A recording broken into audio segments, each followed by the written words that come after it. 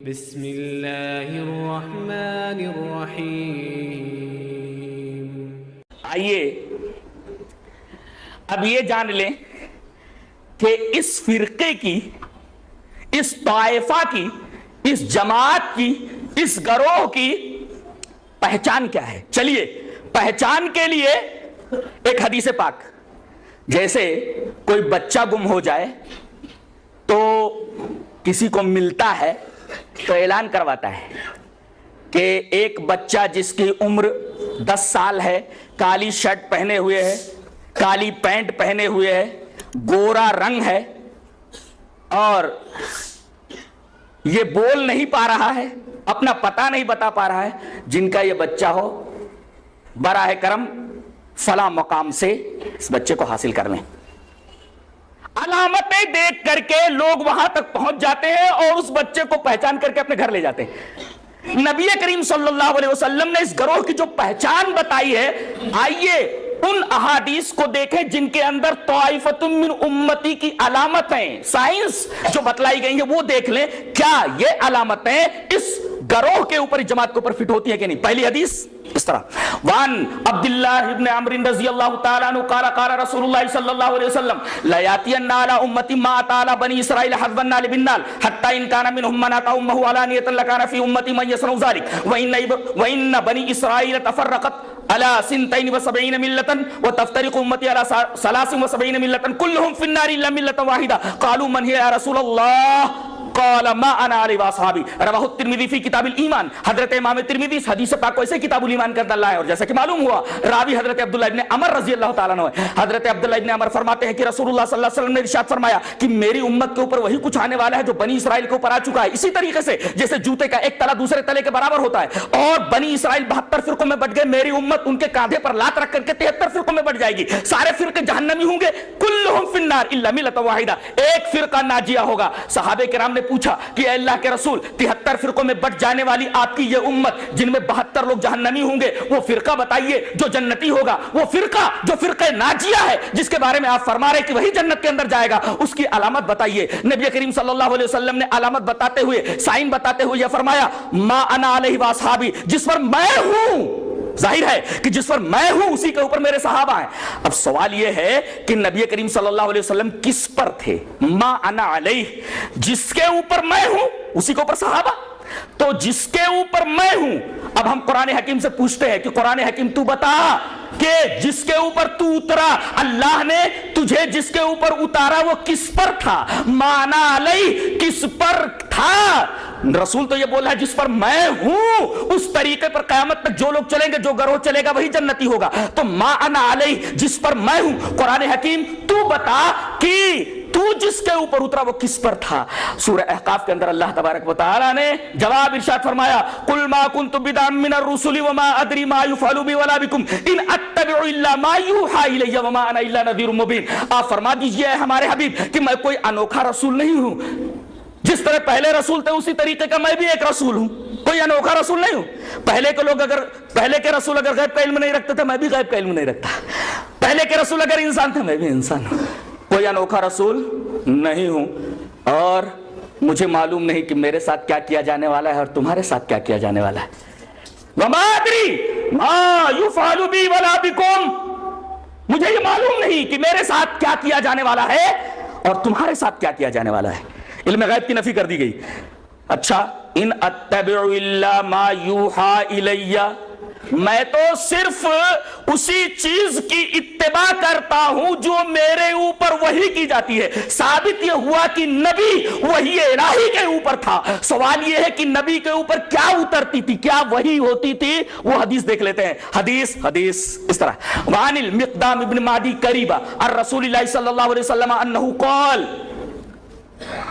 الا انی اوتیت الکتاب ومثلہ معہ الا یوشک رجل شبعان علی ارکتہ یقول علیکم بہذا القرآن فما وجدتم فیہ من حلال فاحلوا وما وجدتم فیہ من حرام فحرموا الا لا یحل لکم لحم الحمار الاہلی ولا کل ذی ناب من السبع ولا لقطة واحد الا ان یستغنی عنها صاحبها ومن نظر بقوم فعلیہ من یقروا فإن لم یقروا فعلیہ ان یوقبهم بمثل قراہ، رواہ ابو داؤد فی کتاب السنہ۔ حضرت امام ابی داؤد رحمہ اللہ ابو داؤد شریف کتاب السنہ کے اندر اس پوری روایت کو جس کے راوی حضرت مقدام ابن معدی کریب سے لایا ہے، میں نے پوری روایت ریفر کر دی ہے جیسا کہ میری عادت ہے۔ حضرت مقدام ابن معدی کریب فرماتے ہیں کہ رسول اللہ صلی اللہ علیہ وسلم نے ارشاد فرمایا، دیکھو، الا بیہولڈ، غور سے دیکھو، سنو، کیا؟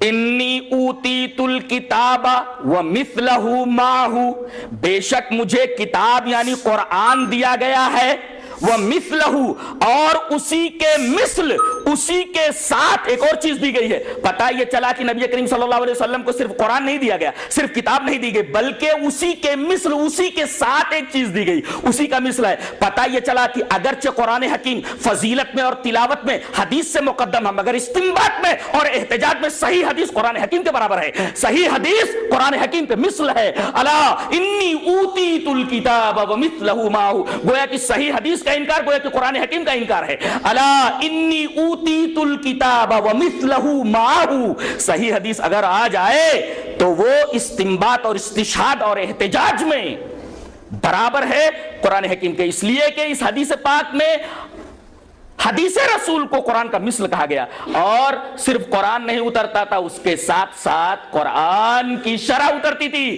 گویا کہ متن کبھی اپنی شرح سے جدا نہیں ہوتا۔ دلیل یہ حدیث پاک۔ ابھی اسی حدیث پر رکے رہیے، دلیل کے لیے دوسری حدیث دیکھ لیتے ہیں، اس کے بعد اس حدیث پر آتے ہیں۔ حدیث اس طرح، وعن ابی ہریرہ رضی اللہ تعالی عنہ قال قال رسول اللہ صلی اللہ علیہ وسلم انی قد ترکت فیکم شیئین لن تضلوا بعدہما کتاب اللہ وسنتی ولن یتفرقا حتی یرد علی الحوض، رواہ الحاکم فی المستدرک فی کتاب العلم۔ حضرت امام حاکم رحمہ اللہ اپنی حدیث کی کتاب مستدرک علی الصحیحین میں کتاب العلم کے اندر یہ روایت انہی لفظوں میں لائے، میں نے پوری روایت ریفر کر دی ہے۔ حضرت ابو ہریرہ اس روایت کے راوی ہیں۔ حضرت ابو ہریرہ فرماتے ہیں کہ نبی کریم صلی اللہ علیہ وسلم نے ارشاد فرمایا، بے شک میں نے تمہارے درمیان دو چیزیں چھوڑ دی ہیں، ان دونوں کے بعد تم کبھی گمراہ نہیں ہوگے، کہ اللہ کی کتاب دوسرے میری سنت۔ اس سے استدلال نہیں کرنا ہے، آخری ٹکڑے سے وَلَن يَتَفَرَّقَا، فرق کس کو بولتے ہیں؟ مانگ کو۔ اب دیکھیں یہ بال ملے ہوئے ہیں، یہ بال ملے ہوئے ہیں، برابر ہے؟ اب کیا ہے، بیچ سے اس کو مانگ نکال دیتے ہیں ایسے، کچھ بال ادھر ہو گئے، کچھ بال ادھر ہو گئے، یہ ہوگا فرق۔ مانگ کو کہتے ہیں فرق۔ فرق یعنی ملی ہوئی چیز کے درمیان ایک خط فاصل کھینچ دینے کو فرق کہتے ہیں۔ وَلَن يَتَفَرَّقَا، دونوں کے اندر فرق ہو ہی نہیں سکتا، دونوں جدا ہی نہیں ہو سکتے، خط فاصل کھینچا ہی نہیں جا سکتا، یہاں تک کہ دونوں میرے پاس حوض کے اوپر آ جائیں۔ وَلَن يَتَفَرَّقَا، فرق ہو ہی نہیں سکتا، دونوں ملے ہوئے ہیں، انٹر ڈیپینڈنٹ ہے، دوسرے ایک دوسرے کے لیے لازم و ملزوم ہے، ایک دوسرے سے جدا نہیں ہو سکتے۔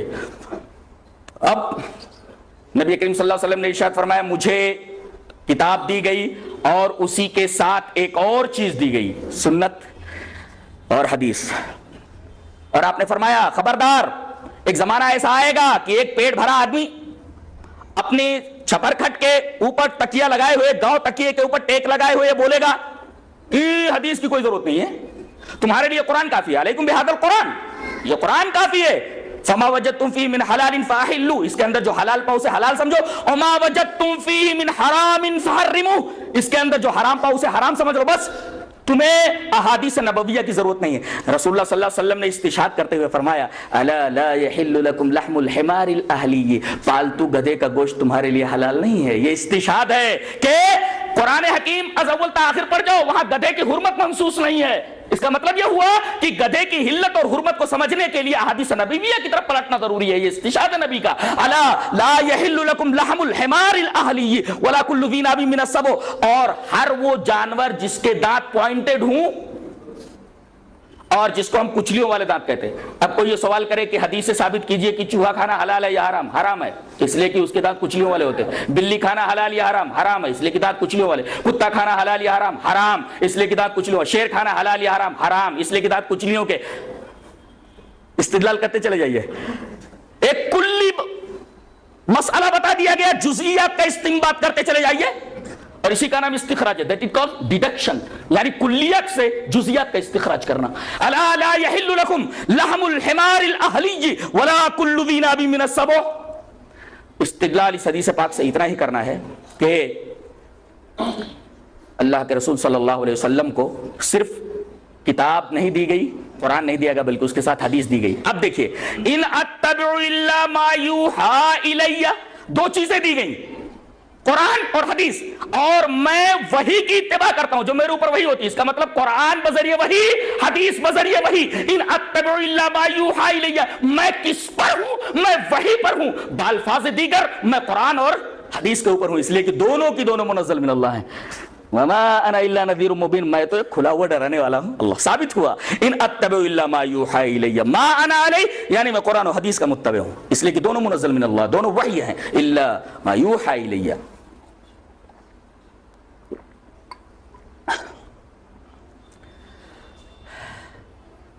اب بتائیے، ما انا علیہ و اصحابی کے اندر علامت بتا دی گئی کہ اہل الحدیث کی پہچان کیا ہے؟ جس پر میں ہوں. نبی کس پر؟ قرآن و حدیث پر. لہذا اہل الحدیث قرآن و حدیثی کو تو فالو کرتے ہیں. ایک علامت ملی، ایک سائن ملی جو فٹ ہوتی ہے صرف اسی فرقے کے اوپر. لا تزال طائفۃ من امتی، اہل حدیث کے اوپر فٹ ہوتی ہے.